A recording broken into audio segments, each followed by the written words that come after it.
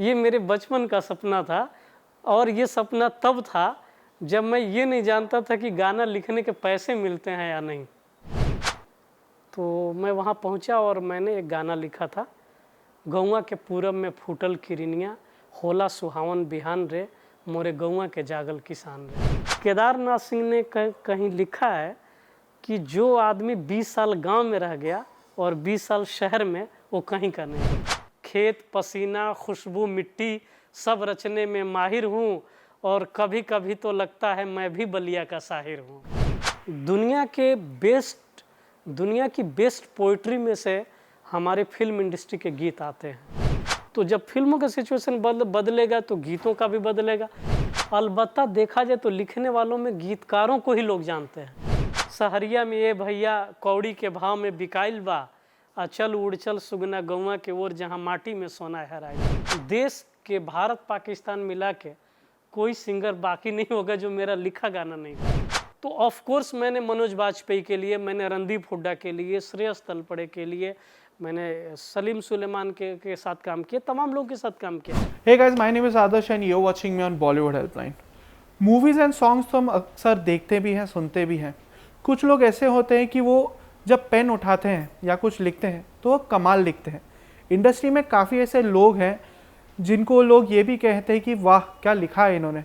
ऐसी एक शख्स हमारे बीच में आज मौजूद है जिनके अगर मैं प्रोजेक्ट्स के नाम लूँ एंड अगर उनकी राइटिंग के बारे में बात करूँ तो आप उनको देख के यही कह सकते हो कि यार क्या लिखा है इन्होंने। और ये है कौन? तो आज हमारे साथ जुड़ रहे हैं इंडस्ट्री के काफ़ी जाने माने नाम एंड इनको ये भी कह सकते हैं कि इन्होंने अपने प्रोजेक्ट्स के थ्रू, अपनी राइटिंग के थ्रू एक अलग अपनी पहचान बनाई है। तो please welcome, joining me in this conversation is doctor Sagar ji. Sagar साहब, वेलकम टू बॉलीवुड हेल्पलाइन। आपका बहुत शुक्रिया। बाय प्रोफेशन एक राइटर, एक लिरिसिस्ट होना, नामचीन प्रोजेक्ट्स, अगर मैं सर के प्रोजेक्ट्स के नाम लूँ तो सबसे पहले मैं शुरुआत करूँगा भीड़ से, फिर आती है स्वतंत्र वीर सावरकर, फिर आती है एक मूवी या एक जिसे बहुत फेमस रैप है अनुभव सिन्हा का, जिनमें मनोज वाजपेयी फीचर हुए थे, जिसका नाम था बम्बई में काबा, जो ये कह सकते हैं कि अक्सर ये एक ऐसा रैप था जो लोगों को इतना ज़्यादा पसंद आया था क्योंकि ये रियल लाइफ पे बेस्ड था। एंड सुधीर मिश्रा के साथ काम करना, नीरज पांडे के साथ काम करना, सलीम सुलेमान के साथ काम करना। सर, आपके पोर्टफोलियो में इतने सारे लेजेंड्स के साथ आपने काम किया है। आई थिंक इंडस्ट्री में बहुत कम लोग ऐसे हैं हु आर लकी इनफ कि उन्होंने इतने सारे लोगों के साथ काम किया, इतने बड़े बड़े लोगों के साथ काम किया। सो सर, जानना चाहेंगे आपकी जर्नी के बारे में। कैसे ख्याल आया कि अब मुझे लिरिसिस्ट बनना है या राइटर बनना है? सर, इन सवालों के लिए आपका शुक्रिया। देखिए, मैं गीत लिखने का जो मेरा सपना था और जो मैं गीत लिखता रहा हूँ, तो मैं कक्षा 2 से ही गीत लिख रहा हूँ। मैंने कविताएं बचपन से मैं लिखता ही आ रहा हूँ और 6वीं 7वीं क्लास तक जब मैं आया तो मेरे लिखे गीत हमारे इलाके के, मैं बलिया ज़िले का रहने वाला हूँ, वहाँ बिरहा का एक कल्चर है, अगर आप नाम सुने हो बिरहा का, तो मेरी तरफ के तमाम जो मकबूल सिंगर हैं उस ज़माने के, उस दौर के, मेरे बचपन के दिनों के, वो ऑलमोस्ट सिंगर मेरे लिखे गीत गा चुके थे। तो आप इससे बखूबी अंदाज़ा लगा सकते हैं कि मैं बॉम्बे में क्यों आया हूँ गीत लिखने के लिए, क्योंकि ये मेरे बचपन का सपना था और ये सपना तब था जब मैं ये नहीं जानता था कि गाना लिखने के पैसे मिलते हैं या नहीं। लेकिन मुझे ऐसा लगता था कि ज़रूर बड़ी जगहों पे जहाँ गीत बनते हैं वहाँ इसके पैसे भी मिलते होंगे। और आपको यह जानकर हैरत होगी कि मैं तो झोपड़ी में पैदा हुआ, हमारी छप्पर थी, पलानी थी, लेकिन मैं ये सपना देखता था कि अपने गीतों के पैसे से ही घर बनवाऊंगा और जो बलिया में मेरा घर है मेरे गीतों के पैसे से है। तो मैं पढ़ाई तो गीत लिखने के साथ साथ मैंने पढ़ाई को कभी हल्के में नहीं ली।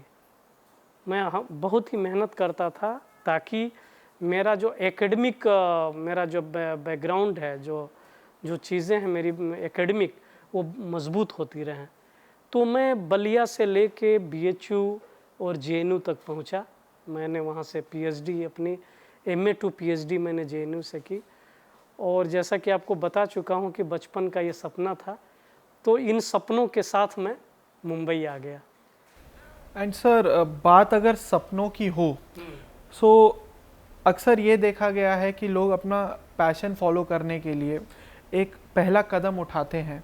सो आपका पहला कदम था मुंबई आना। एंड मुंबई आने के बाद, सो सर ये जानना चाहेंगे, मुंबई आने के बाद सबसे पहली चीज़ जो आपने की, जो होता है एक राइटर, एज अ लिरिसिस्ट का, जो है प्रोड्यूसर्स के यहाँ पे जाना या एक्टर्स के यहाँ पे जाना, सो एक स्ट्रगल फेज तो होगा ही सर मुंबई आने के बाद। बिल्कुल बिल्कुल, बहुत बड़ा स्ट्रगल फेज होता है सबका यहाँ आके। जी, तो ये जानना चाहेंगे कि जो सबसे पहला प्रोजेक्ट होता है वो काफ़ी खास होता है, उस चीज़ की स्ट्रगल बहुत अलग होती है, वो यादगार होती है सर। तो पहले प्रोजेक्ट आपको कैसे मिले सर, वो मैं आपसे जानना चाहूँगा। अब देखिए, मैं जब JNU में अभी PhD कर रहा था, उसी दरमियान एक मेरे JNU के मेरे सीनियर हैं, नफीस अहमद नाम है उनका, वो पार्लियामेंट में इस समय इंटरप्रेटर हैं। तो उनको जल्दी ही नौकरी लगी थी और उन्होंने कहा कि, तो मैं कविताएं सुनता सुनाता रहता था जनता के बीच में, तो उन्होंने कहा कि आपको, मेरे एक कज़न हैं जो T सीरीज़ में नोएडा में काम करते हैं, तो आप कहिए तो मैं उनसे मिलाऊं। उनका नाम शाहिद शम्स है, वो एक्टर भी हैं और डायरेक्टर भी हैं। तो हमारी पहली मुलाकात JNU में ही उनसे हुई और वो पहली भोजपुरी फिल्म बना रहे थे, गंगा किनारे प्यार पुकारे। और मैं नोएडा पहुंचा जैसे तैसे, तो मैं वहाँ पहुँचा और मैंने एक गाना लिखा था, गौवा के पूरब में फूटल किरनिया, होला सुहावन बिहान रे, मोरे गौवा के जागल किसान रे। और डायरेक्टर सुनते ही उसने, वो इतना खुश हो गया, S कुमार उनका नाम है, और उन्होंने कहा कि एक बात बोलूं, तुम जिस दिन मुंबई जाओगे तुम्हारे पास काम की कमी नहीं होगी। और आज भी बातें उनसे होती हैं, तो वो बोलते थे ना कि उनसे मैं नहीं मिल पाता हूँ अपनी मसरूफियत की वजह से, तो वो बोलते हैं कि यार हमसे तो मिलो, क्योंकि बस थोड़ी सी मसरूफियत है, जैसे मौका मिलता है मिलता हूँ। तो जो गाना उसमें रिकॉर्ड हुआ पहला, उदित नारायण के साथ था ये गाना। और मुझे याद है कि मैं बॉम्बे नहीं आ पाया था रिकॉर्डिंग में, मेरी PhD उस समय मैं लिख रहा था, तो मैं अपने दोस्तों के साथ फ़ोन पे सुन रहा था कि मुंबई में उदित नारायण गा रहे हैं, और मेरे सारे दोस्त फ़ोन पे मतलब सुन रहे हैं कि गाना रिकॉर्ड हो रहा है। तो वो जो एहसास था, जो सपना में लेके बचपन से चला था, और पहला गाना उदित नारायण की आवाज़ में रिकॉर्ड हुआ, तो वो भुलाए नहीं भूलता, वो लम्हा, वो मोमेंट मैं नहीं भूल पाता। मुझे बहुत ही अच्छा लगा था, मैं बहुत खुश था। और मुंबई में जब आया तो मेरी पहली रिकॉर्डिंग श्रेया घोषाल के साथ हुई। जब मैं भोजपुरी करके आया, तो यहाँ आया मुंबई में, तो एक हमारे कॉमन फ्रेंड JNU के हैं अशोक तंवर, वो सांसद थे कांग्रेस से, लोकसभा चुनाव जीते थे कांग्रेस सिरसा से। तो विपिन पटवा म्यूज़िक डायरेक्टर हैं, तो कॉमन फ्रेंड थे, तो उन्होंने हम दोनों को मिलाया और मैं मुंबई आया और उनसे मिला। वही फिल्म कर रहे थे, एक छोटी सी फिल्म थी हिंदी की, ये स्टूपिड प्यार, और उसमें एक टाइटल सॉन्ग लिखने को मिला और पहली रिकॉर्डिंग श्रेया घोषाल के साथ हुई, तो वो भी बहुत ही मेमोरेबल है मेरे लिए। So kudos to you sir. I mean career के स्टार्ट में उदित नारायण एंड श्रेया घोषाल, हिंदी में श्रेया घोषाल और भोजपुरी में उदित। आई थिंक इनके साथ काम करने को मिलना ये बहुत बड़ी बात होती है इनिशियली। एंड सर, बात जैसे आपने आपके फर्स्ट प्रोजेक्ट की कि भोजपुरी में आपने जो फर्स्ट प्रोजेक्ट किया, उसी चीज़ को मैं आगे लेके जाऊंगा। एक गाना आया था सर 2020 में, अनुभव सिन्हा ने उस गाने को डायरेक्ट किया था, एंड उस गाने में लीड एक्टर थे मनोज वाजपेयी। एंड उस गाने की एक और ख़ास बात थी कि वो गाना बना था बिहारियों के ऊपर, जिसका नाम था बम्बई में काबा, यानी बम्बई में ऐसा क्या है। उसमें एक पूरी जर्नी दिखाई गई थी बिहारियों की, जैसे वो कैसे मानो मुंबई में आते हैं। हाँ, तमाम जो माइग्रेंट्स हैं, चाहे यूपी, बिहार, मध्य प्रदेश, छत्तीसगढ़, जो गरीब लोग जो, और ऑफ कोर्स सबसे ज़्यादा हमारे आते हैं यूपी बिहार से। यूपी बिहार से। तो सर वो गाना इतना फेमस हुआ, एंड यू नो मैंने लिटरली वो गाना जो मजदूर होते हैं उनको भी देखा ये पूछते हुए कि अरे हमारे ऊपर एक कोई गाना आया है, आप हमें यूट्यूब पे दिखा सकते हो क्या। सो सर उस गाने का थॉट आपको कैसे आया, यू नो एक ऐसे टॉपिक के बारे में लिखना। अक्सर लोग ऐसी चीज़ों को नकार देते हैं, यू नो लोग कहते हैं कि अरे यार ये क्या लिखा है आपने, बट ऐसी चीज़ें लिखना, एक वो थॉट आना, चीज़ें फेमस होना। सो उसकी कहानी जानना चाहेंगे सर आपसे, क्या थॉट था आपका उस गाने को लिखते वक्त। जब इनका अनुभव सिन्हा से मेरी बात हुई, एक्चुअली वो जो माइग्रेंट्स थे उनके ऊपर एक वो रैप सॉन्ग बनाना चाहते थे, और कई जगह उन्होंने वो रैप सॉन्ग के लिए लिखने के लिए दे दिया था। मैं अनुभव सिन्हा से मतलब वो मुझे नहीं जानते थे, मैं तो उन्हें जानता ही था। मैं तो स्ट्रगल कर रहा था कि अनुभव सिन्हा से एक बार मिलने का मौका मिल जाए, लेकिन वो मौका मुझे मिल नहीं रहा था। अनुराग कश्यप, अनुभव सिन्हा, तमाम लोगों से तो मैं स्ट्रगल हर कोई करता है कि इनसे मिलने का मौका मिले तो आदमी अपना काम दिखाए। तो एक विमल चंद्र पांडे हैं, डायरेक्टर राइटर हैं, तो वो कई जगह लोग लिख चुके थे, सर को पसंद नहीं आया था। तो विमल चंद्र पांडे ने उनको कहा कि एक राइटर है जो इसे लिख सकता है जैसा आप चाह रहे हैं। तो अनुभव सर ने उनको कहा कि ये नंबर दे देना और बोलना बात करने के लिए। तो खैर सर का शाम 7 बजे उन्होंने मैसेज किया था कि हम बात करेंगे, और उनका फ़ोन आया 7 बजे, और उन्होंने ये पूरी बात बताई कि किस तरह से शहरों में आकर के और कैसे संघर्ष करते हैं, और जब कोई इस तरह की बड़ी आपदा मुसीबत आती है तो कैसे वो भेड़ बकरियों की तरह हाँके जाते हैं। ये जो जाते हुए लोग, उस समय विजुअल आ रहे थे, डिस्टर्बिंग विजुअल ने उनको प्रभावित किया था कि ये रैप का मुद्दा है। तो मैं भी कभी रैप लिखा नहीं था, बट बिरहा रैप ही है एक्चुअली। आल्हा और बिरहा वही है। अगर आप आज देखिए, आज कर्पूरी ठाकुर का आज जन्मदिन है और समस्तीपुर में आज प्रोग्राम हो रहा है, और मेरा गाना आज वहाँ उपराष्ट्रपति भी पहुँचे हैं, जिसे मनोज तिवारी और मैथिली ठाकुर, कैलाश खेर, इन लोगों ने गाया है। तो आज वो गाना लॉन्च भी हो गया होगा अभी। तो देखिए इन तमाम चीज़ों को देखते हुए, सारी चीज़ों को देखते हुए अनुभव सर के ये बात दिमाग में ये बात थी। बट मैं जो बात कहना चाहता हूँ वो ये कि केदारनाथ सिंह ने कहीं लिखा है कि जो आदमी 20 साल गांव में रह गया और 20 साल शहर में, वो कहीं का नहीं होता। तो मेरे साथ भी वैसा ही है। मैं भी गांव में 20 साल रह गया और 20 साल शहर में, तो हम भी कहीं के नहीं होते। एक बार शहर खींचता है, यहाँ का एयर कंडीशन, यहाँ का समंदर, यहाँ का जीवन, यहाँ की 24 घंटे की बिजली, और वो अपना गांव का जीवन, वो गांव के लोग, वो ताल तलैया, वो नहर, वो नदी। तो हम कहीं के नहीं होते। हमारा मन कभी वहाँ भागता है, कभी यहाँ भागता है। तो ये जो अंतर्द्वंद्व है हमारी मानसिकता का, हमारे मन का जो अंतर्द्वंद है, गांव शहर के बिचवा में हम गजबे कन्फ्यूजी आइल बानी, आ 2 जून की रोटी खातिर बॉम्बे में हम आइल बानी।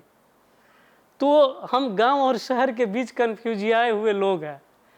तो अनुभव सर ने जो बात कही ना कि किस तरह से उन्होंने एक मीटर दिया था एक्चुअली। एक कोई अंग्रेजी रैप सॉन्ग का एक स्ट्रक्चर था मेरे सामने। उन्होंने दिया कि स्ट्रक्चर यूँ है, दा दा दा दा रा दा दा दा दा रा दा दा, ये बीट था उसका।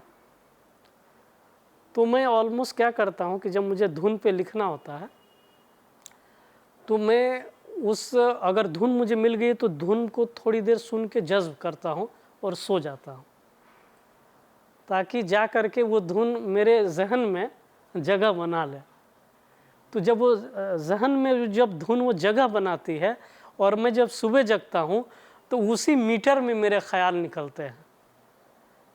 तो दादा दादा रा दादा दादा रा दादा, तो ना तो बम्बई में काबा यहाँ काबा, ये मीटर पे बन के आया।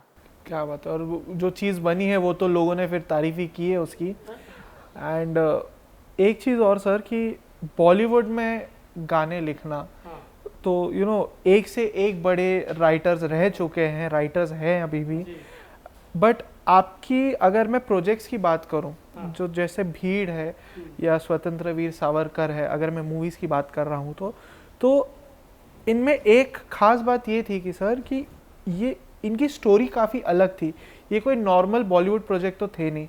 स्वतंत्र वीर सावरकर की अगर मैं बात करूं तो ये कोई आम टॉपिक तो था नहीं, कंट्रोवर्शियल टॉपिक था। जिनके ऊपर बनी थी वो एक फ्रीडम फाइटर थे। तो जब ऐसे प्रोजेक्ट्स अगर आपको मिलते हो, तो ऐसे प्रोजेक्ट्स के ऊपर अगर आपको कोई कहे कि गाने लिखने हैं आप, तो वो प्रोसेस आप कैसे करते हो? जैसे आपने बताया कि मुझे एक ट्यून मिल जाती है, फिर मैं अपने मीटर के हिसाब से उसमें वर्ड्स लगा देता हूँ। बट ऐसे जब प्रोजेक्ट्स आते हो कि फिल्म भी एकदम वैसी होनी चाहिए, क्योंकि गाने जो है फिल्म को उठा देते, जैसे अपलिफ्ट करना कहते। तो वो सर ऐसी मूवीज़ को लेके जब आपको प्रोजेक्ट्स मिलते तो क्या आपका थॉट प्रोसेस होता है सर? देखिए, इसमें क्या है, गीत लिखने के लिए जैसे अगर हम किसी हिस्ट्री में जा रहे हैं, मुझे एक्चुअली उसमें देशभक्ति का गाना लिखने को मिला था। तो देशभक्ति का गाना लिखना था, तो उसमें आप जितना, ये तो मेरा कहना है कि एक्चुअली ये क्राफ्टिंग है। आप हमसे ज़्यादा देशभक्त हो सकते हैं, लेकिन हमारी तरह आप नहीं लिख सकते। आप हो सके कि आप बहुत मोहब्बत करते हो और मेरे पास गर्लफ्रेंड ना हो, लेकिन मैं आपसे ज़्यादा मोहब्बत वाला गीत लिख सकता हूँ, क्योंकि ये टेक्निक है, ये क्राफ्टिंग है।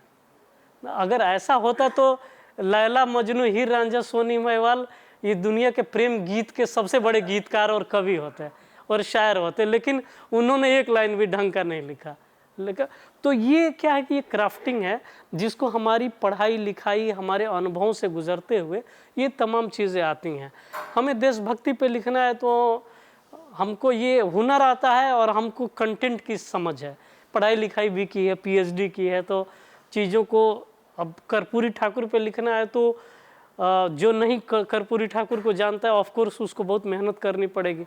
हमने पढ़ाई की है तो हमें A to Z उनके बारे में जन्म से ले करके और मरण तक हमको एक एक किस्सा पता है। तो हमको बुनने में, हिस्ट्री को भी बुनने में, गीत में ही काफ़ी में तो लेके आना है। कर्पूरी ठाकुर पे जो लिखा है कि सुनो कहानी एक पुरानी, ना राजा ना रानी है, वो तो ज़ात के हजाम थे ना, बार्बर नाई। तो सुनो कहानी एक पुरानी, ना राजा ना रानी है, और कैसे कोई करे गुजारा काम वही जजमानी है। बाल काटने का काम है, कैसे गुजारा। तो अब हमें जब हिस्ट्री पता है, इतिहास पता है, तो हमको बात को क्राफ्टिंग करने आती है तो हम कर दिए। वो चाहे भगत सिंह के लिए करवाइए, चाहे वीर सावरकर के लिए लिखना, वो जो हमको तो बुनना है वो आता है तो हमने कर दिया। एंड आई थिंक आपने जैसे कहा कि हमको आता है, आपने कर दिया, और लेकिन क्या ही किया। हाँ। जितनी तारीफ करो उतनी कम है। बात अगर मैं आज के दौर की करूँ सर, तो एक चीज़ लोग अक्सर कहते हैं कि पुराने दौर में, अगर मैं पहले की बात करूँ, अर्ली 2090s की बात करूँ, 70s की बात करूँ, तो लोग कहते थे गाने उस वक्त लिखे जाते थे कि उन गानों में मीनिंग होता था। अगर उन गानों के लिरिक्स आप देखो तो उन गानों की लाइंस में कहीं ना कहीं लोगों को सुनने में बड़ा प्यारा लगता था। आज भी लोग कहीं ना कहीं उन गानों का रीमेक बना रहे हैं। लोग कहते हैं कि हमारे ज़माने में गाने होते थे। आज के ज़माने की अगर मैं बात करूं तो लोग कहते हैं कि आज गाने नहीं है, सिर्फ आवाज़ है। लिरिक्स राइटर कुछ भी लिख रहे हैं, ऐसे अक्सर कमेंट सेक्शन में लोग देखते हैं। तो सर, इस बारे में एज ए राइटर आपका क्या ओपिनियन है? क्या आज के ज़माने में, आज के दौर में जो गाने लिखे जा रहे हैं, क्या आपको लगता है कि वो गाने एज ए राइटर अगर आप सोचो कि वो गाने सही में गाने हैं या सिर्फ एक आवाज़ है और वर्ड्स को ट्यून में बिठा दिया है? क्या लगता है आपको? जी, मैं बिल्कुल आपकी बात से सहमत हूँ कि इस तरह की तो बात हुई है क्योंकि जो हमारा दौर रहा है, मतलब दुनिया की बेस्ट पोइट्री में से हमारे फिल्म इंडस्ट्री के गीत आते हैं। अगर दुनिया में बेस्ट पोइट्री होती होगी तो उसमें हमारे फिल्मी गीतों को भी शामिल किया जा सकता है, चाहे वो साहिर साहब हों, साहिर लुधियानवी, मजरू सुल्तानपुरी, शैलेंद्र, शकील बदायूनी से लेकर के गोपाल दास नीरज, राजेंद्र कृष्ण, अनजान, मतलब तमाम बड़े गीतकार हैं कि जिन्होंने वो काम किया है पोइट्री में। कैफ़ी आज़मी साहब, जानिसार अख्तर साहब, इन लोगों ने इतना बेहतरीन काम किया है। गुलजार साहब का नाम हम क्यों छोड़ रहे हैं, जावेद अख्तर साहब, सब ने इतना अच्छा काम किया है। मतलब पीछे जहाँ से हमारी इंडस्ट्री शुरू होती है, हमारे गीतों की जो दुनिया शुरू होती है, वहाँ से हम देखते हैं कि कमाल का लेखन हुआ है। और देखिए समय बदलता है। देखिए इश्क का जो टाइम था, तुम न मिलो तो हम घबराए, मिलो तो आँख छुपाए, हमें क्या हो गया, तो हृदय के धरातल पे भी ये दुनिया बदली है भाई। कलम किसी ने गिफ्ट किया तो कलम को संजो के रखा जाता था, अभी लिखो फेंको आ गया, प्लास्टिक वाला स्याही खत्म हो गई, फेंक दिए उसको, कूड़ेदान में डाल दिए। तो हर बिंदु पे जीवन में बदलाव आया है। हम एक लड़की से को प्रपोज करने में, उसको खत देने में हाथ कांप जाते थे। कोई ऐसे हैं जो जीवन भर प्रपोज नहीं कर पाया और वो अकेले रह गया। और आज के टाइम में हर लड़की 4 लड़के से बात कर रही है कॉन्फिडेंटली, और हर लड़का 4 लड़की को पूछ रहा है खाना खाई कि नहीं खाई। तो हृदय के धरातल पे जो बदलाव आया है, उससे हमारे गीतों के भी धरातल पे बदलाव आएगा। वही इंटेंसिटी नहीं रहेगी जो इंटेंस समाज में होगा किसी चीज़ को लेकर के। इश्क के धरातल पे जो इंटेंस समाज में होगा वही गीतों में दिखाई देगा। तो समय बदला है और वैसा हो रहा है। और बाकी मैं आज के जो गीतकार हैं, चाहे वो इरशाद कामिल हैं, अमिताभ भट्टाचार्य हैं, स्वानंद किरकिरे हैं, प्रसून जोशी हैं, और कौसर मुनीर हैं, वरुण ग्रोवर हैं, तो मनोज मुंतशिर हैं, तमाम गीतकार जो लिख रहे हैं, सब देखिए जहां उनको मौका मिलता है, उनको देख के तो आपको अंदाज़ा लगता ही है कि ये लोग, अगर वो टाइम होता तो ये लोग ये भी अच्छा लिखते। जिस तरह की बुनावट है इनके गीतों की, और हम देख के दंग रह जाते हैं इनके लेखनी को। चाहे मुझे मतलब पर्सनली मुझे अमिताभ भट्टाचार्य और कौसर मुनीर, आज से तेरी गलियां मेरी गलियां सारी हो गए, ये सब बुनावट से समझ में आता है कि ये लोग कितने बड़े गीतकार हैं। तो देखिए जावेद अख्तर साहब ने एक बात भी कही है कि उस समय जो हम आप डिमांड करते हैं कि तू हिंदू बनेगा ना मुसलमान बनेगा, इंसान की औलाद है इंसान बनेगा, या जो भी उस तरह की सामाजिक मुद्दों पे फिल्में राज कपूर की बनी, चाहे जो भी, तो इन काली सदियों के सर से जब रात का आंचल ढलकेगा, तो ना उस तरह की फिल्मों का सिचुएशन है। फिल्मों का पूरा सिचुएशन बदला है। तो जब फिल्मों का सिचुएशन बदलेगा तो गीतों का भी बदलेगा। वेस्टर्न म्यूज़िक हावी हुआ है, जिसमें मन कम झूमता है, शरीर ज़्यादा झूम रहा है। तो हर धरातल पे बदलाव हुआ है। तो वैसा ही है। लेकिन मैं इस दौर को भी बहुत पसंद करता हूँ। मैंने अपनी पीएचडी साहिर साहब को समर्पित की है, तो आप समझ सकते हैं कि मैं कितना ज़्यादा पसंद करता हूँ पुराने गीतकारों को और गीतों को। लेकिन मैं आज के गीतकार हैं उनको भी बहुत पसंद करता हूँ, और इनको भी मैं खूब सुनता हूँ। जितना मैं एस.डी. बर्मन के गीतों को सुनता हूँ, शैलेंद्र के लिखे गीत, और उतना ही मैं कौसर मुनीर को, मैं इरशाद कामिल को, अमिताभ भट्टाचार्य को सुनता हूँ। मुझे ये लोग बहुत पसंद है। एंड जैसे आपने कहा सर, लोग अक्सर याद रखते हैं चीज़ों को।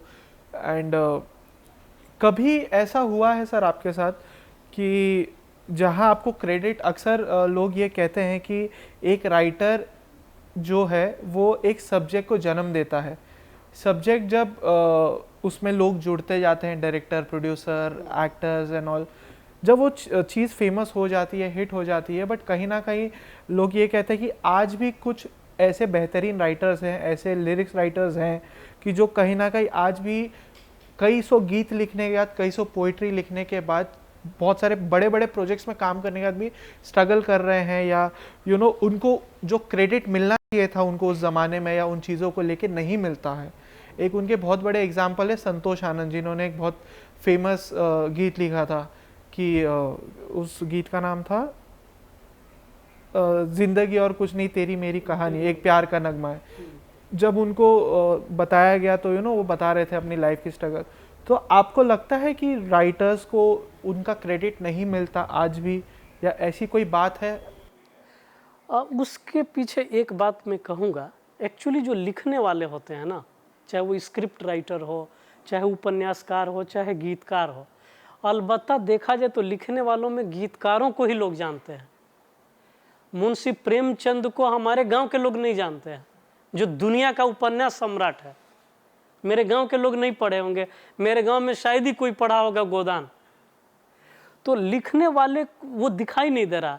देखिए, हीरो को हम इसलिए जान जाते हैं कि वो स्क्रीन पे हर आदमी देख रहा है, तो इजीली चाहे जितना भी अनपढ़ होगा वो चेहरा पहचानता है कि ये सलमान खान है, ये अमिताभ बच्चन है। मेरी माँ भी पहचान जाती होगी अमिताभ बच्चन को, लेकिन वो प्रेमचंद का नाम भी नहीं सुनी होगी, चाहे वो जितने भी बड़े राइटर हों। दिखाई जो नहीं देता है उसके लिए कठिन तो है ही कि उसको पहचान।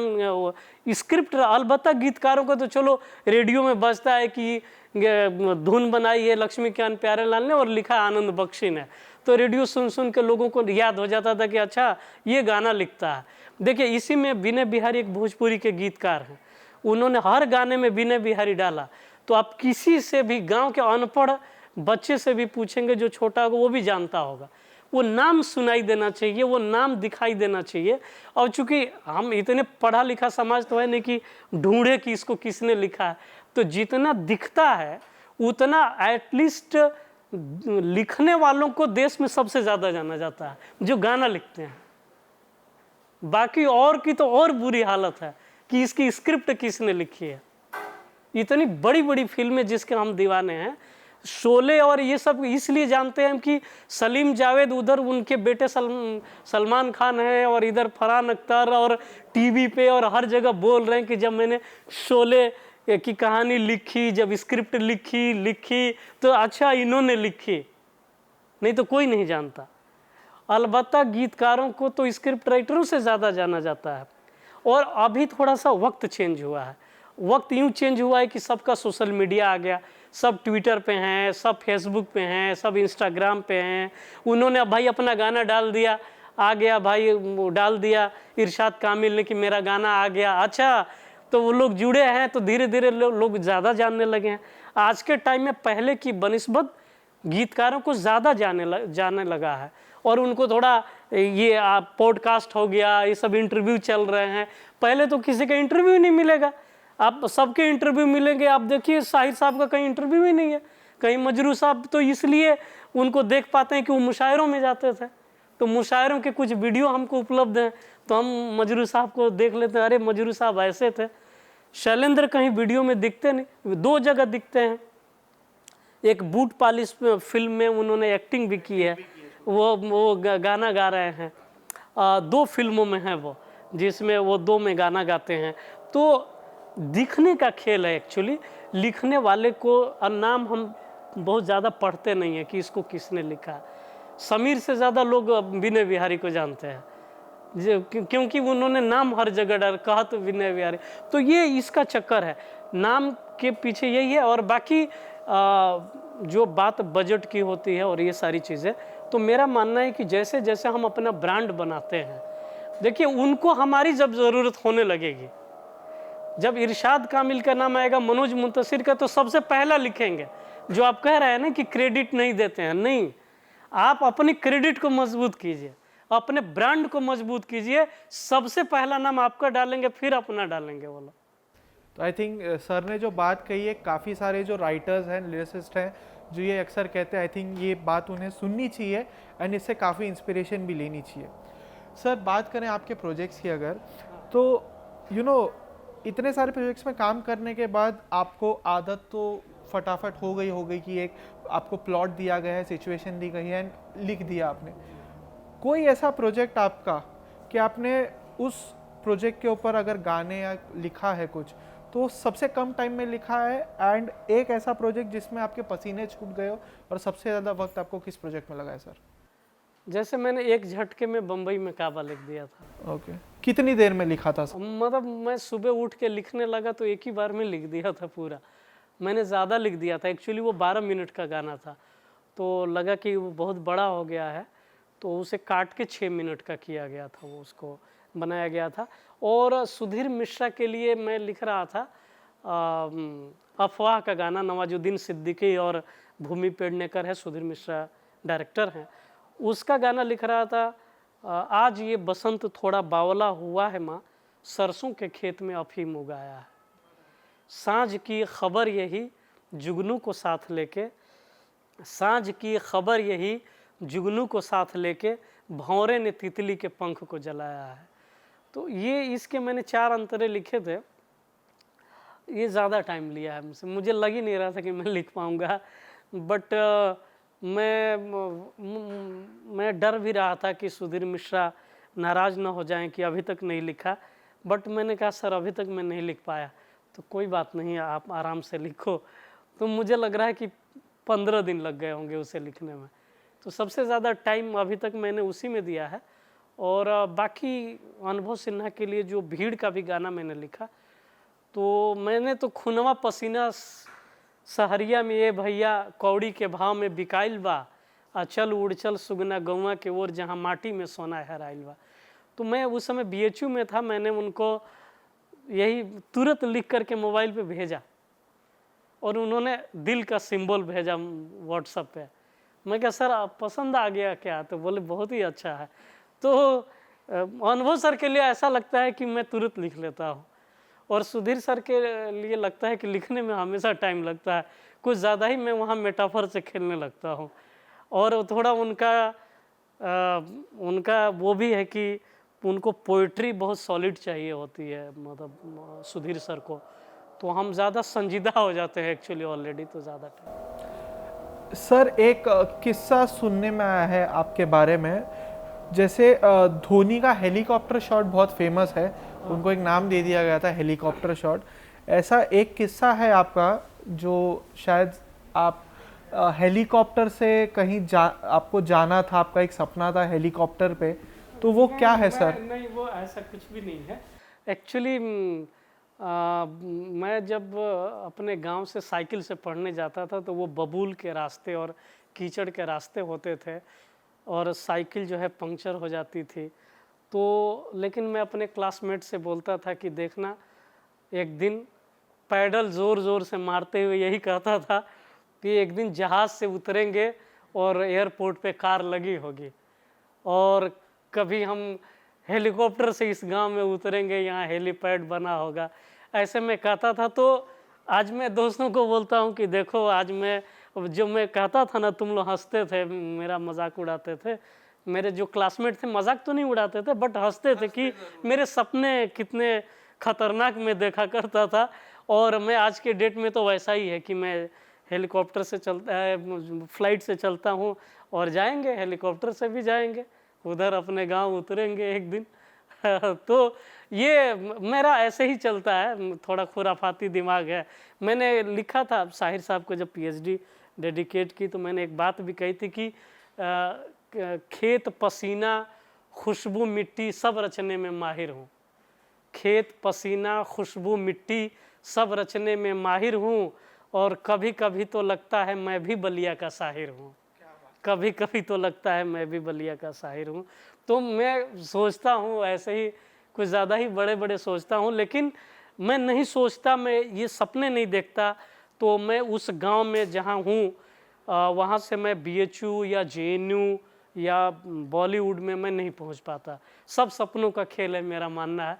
हम जैसा सोचते हैं, वो डायलॉग है शाहरुख खान की फिल्म का ना, कि हम जिसको शिद्दत से पाने की कोशिश करते हैं उसमें सारी कायनात आपके सपोर्ट में आ जाती है। तो चल रहा है कारवां। एंड सपनों की अगर मैं बात करूँ सर, तो एक क्या अभी भी आपका कोई सपना है कि मुझे इस म्यूज़िक डायरेक्टर के साथ, इस राइटर के साथ, या इस एक्टर या एक्ट्रेस के लिए एक गीत लिखना है? आप देखिए, गीतकार या संगीतकार के लिए या किसी भी काम करने वाले के लिए वो ज़रूरी होता है कि जैसे जैसे देखिए, मैं इससे पहले 10-15 फिल्मों में गाने लिख चुका था, और देश के भारत पाकिस्तान मिला के कोई सिंगर बाकी नहीं होगा जो मेरा लिखा गाना नहीं गाया होगा। कम से कम 200 सिंगर तो गा ही चुके हैं। तो लेकिन वो जैसे जैसे हमको बड़ा प्लेटफॉर्म मिलता है, वैसे ही मेरी पहचान बड़ी बनेगी। तो ऑफ कोर्स मैंने मनोज बाजपेयी के लिए, मैंने रणदीप हुड्डा के लिए, श्रेयस तलपड़े के लिए, मैंने सलीम सुलेमान के साथ काम किया, तमाम लोगों के साथ काम किया। हम जैसे बड़े लोगों के साथ काम करेंगे, वैसे हमारा नाम, हमारी पहचान और बड़ी होगी।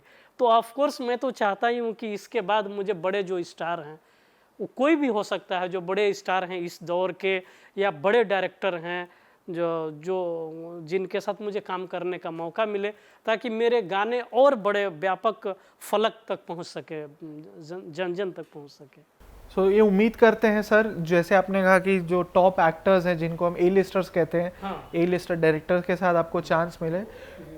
जैसे आपने बताया कि आपके जो भी गाने हैं तकरीबन 200 सिंगर्स ने तो वो गाए हैं, एक कोई ऐसा सिंगर बताइए सर पर्सनली जो आपको लगा हो कि जो मैंने चीज़ लिखी है, जिस इमोशन के साथ मैंने जो चीज़ लिखी है, उसी सेम इमोशन के साथ उस सिंगर ने उसको गाया हो। एक फिल्म थी बॉलीवुड डायरीज, उसमें एक गाना है, मन का मिर्गा ढूंढ रहा कस्तूरी कहाँ है। अलबत्ता उसमें 2 गाने हैं। एक गाना ख्वाबों को सच करने के लिए तितली ने सारे रंग बेच दिए, तो पपन ने बहुत ही खूबसूरती से उसे गाया है। ख्वाबों को सच करने के लिए तितली ने सारे रंग बेच दिए, जैसा मैं सोचा था वो आवाज़ वैसे ही आई है। विपिन पटवा का इसमें संगीत है। और इस गाने को 2016 में मुझे टॉप 10 बेस्ट गीतकारों में शामिल किया था द ललन टॉप ने और BBC ने। तो वो बहुत शटल वे में वो आया था वो गाना, उनकी आवाज़ एकदम करेक्ट आई थी वहाँ। एंड सर एक आखिरी सवाल होगा मेरा ये कि जब कोई इंसान ये सोचता है कि मुझे राइटर बनना है, गीतकार बनना है, सो अक्सर लोग ये देखा जाता है कि लोग शुरुआत तो बड़ी अच्छी करते हैं, बट एक टाइम के बाद ऐसा समय आ जाता है कि जो उनकी मंजिल होती है वो नहीं पहुंच पाते वहाँ पे। सो जो अपकमिंग राइटर्स है, लिरिसिस्ट है, जो जिनको नहीं पता कि कैसे लिखा जाता है, लाइफ में आगे कैसे बढ़ना है, एंड जिनका सपना है कि मुझे बॉलीवुड में काम करना है, लोगों के लिए गीत लिखना है, तो उनके लिए आपका मैसेज क्या होगा? एंड एज ए राइटर आप उनको क्या गाइडेंस देना चाहेंगे सर? मैं ये बात कहा करता हूँ लिखने वालों से, जो मेरे पास बहुत सारे लड़के आते हैं कि, और मैं देख लेता हूँ कि अच्छा है, अच्छे मेटाफर गढ़ रहा है, तो मैं एप्रिशिएट करता हूँ, मैं सपोर्ट भी करता हूँ जितना हो सकता है। हो सकता है कई प्रोजेक्ट मैं नहीं कर रहा हूँ तो उन्हें भी दिला देता हूँ कि ये प्रोजेक्ट आप कर लो पैसे के लिए, तो मैं दूसरों को भी दिला देता हूँ। मेरा कहना ये है कि पैसे के पीछे नहीं भागना है, काम करना है और अपनी रचनात्मकता के पीछे भागना है, उस पर मेहनत करनी है। पैसे तो ज़रूर मिलेंगे, हम जैसे जैसे अपना नाम बनाते हैं, हमारा नाम बनता है, उसकी कीमत हमें मिलती है। मैंने जो गीत तेरे प्यार की खातिर लिखे, आज उन गीतों को बाज़ार में ले आया हूँ। यहाँ बाज़ार में हम अपने गीत लेके आए हैं, तो वो बिकेगा और आपको उसका वाजिब दाम मिलेगा, पैसा मिलेगा। अपने काम पे ध्यान देने की ज़रूरत है कि मुझे इतना ही मिला, इतना ही मिला। तुम्हें इतना इसलिए मिला कि अभी वो ब्रांड नहीं बना है। आप पूछो किसी बड़े राइटर से जो कर रहे हैं, वो थोड़ी उस शिकायत कर रहे हैं कि थोड़ी मनोज मुंतशिर शिकायत आज के डेट में कर रहे हैं, और इरशाद कामिल और अमिताभ भट्टाचार्य कि मैं लिखता हूँ और मेरा हक नहीं मिलता है, मेरा क्रेडिट नहीं मिलता है। सबसे पहले नाम डाला जाता है, सबसे पहले पेमेंट पहुँचती है। काम पे ध्यान देने की ज़रूरत है, आपको काम आना चाहिए, उस पर ज़रूरत है। So that's it from my side. I hope you like this conversation and sir से यही कहेंगे सर, बड़ा अच्छा लगा आपसे बातचीत करते हुए, काफ़ी चीज़ें सीखने मिली। आई एम श्योर जो हमारी ऑडियंस देख रही है उनको काफ़ी चीज़ें सीखने मिली होगी सर से, काफ़ी इंस्पिरेशन भी ली होगी। And if you like this conversation, make sure you hit the like button, leave your comments in the comment section, and for more such interesting videos do follow Bollywood helpline.